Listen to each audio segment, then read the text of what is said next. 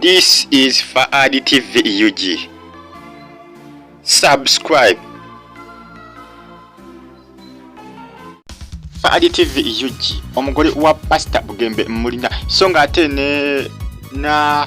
Emmanuel Rwasa avuddeyo n'ayogera songa ate ne Farida Nakazibwe bambi akikoze mbaniza ku Faad TV UG ngena kusaba mbi osubscribinge atosigalinga ofollowinga Faad TV UG. So sene Emmanuel Rwasa omusajja ono amanyikiddwa nnyo ku basajja abanagaga wano mu Uganda yafeeno avuddeyo n'agamba nti tamanyi kiki yagaggawalamu kubanga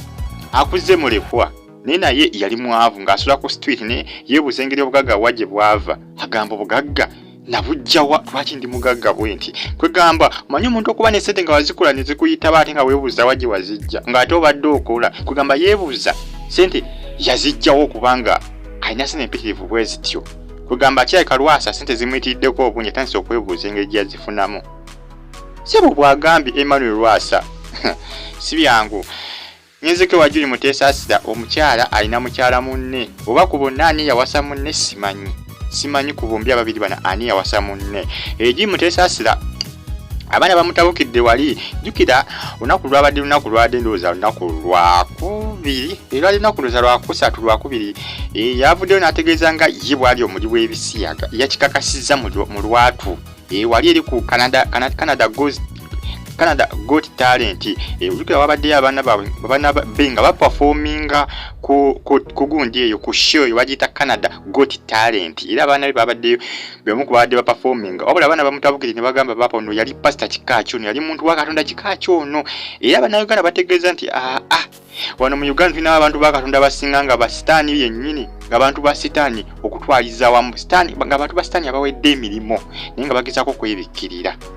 muvuddeko Jim Muteesasira ngenzeko ku mukyayi n'omu waliwo kampuni y'abakyayina emu ekozesa bannayuganda kyokka ate babatulugunya okufaako obufi akasajja kano akakyayina kakwatibwa poliisi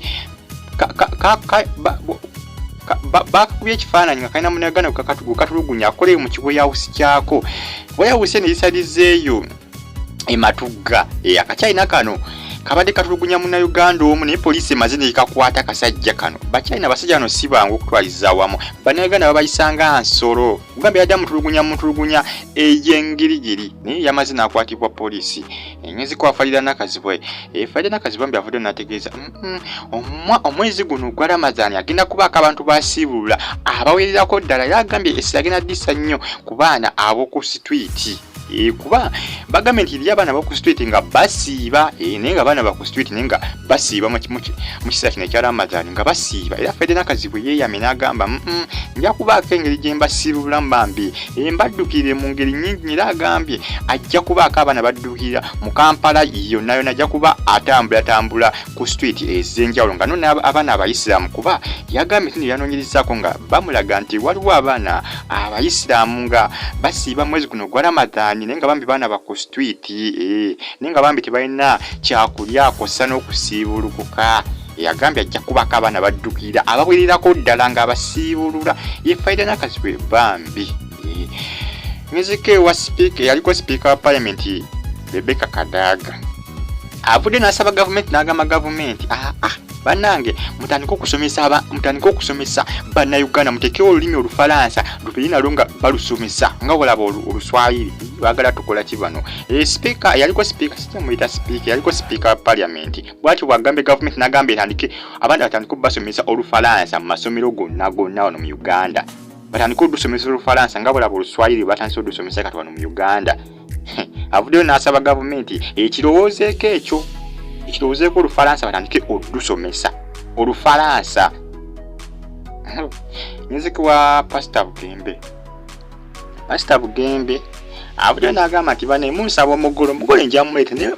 omugole temumunsaba nnyo nga mummanjizza nnyo ate ekisusse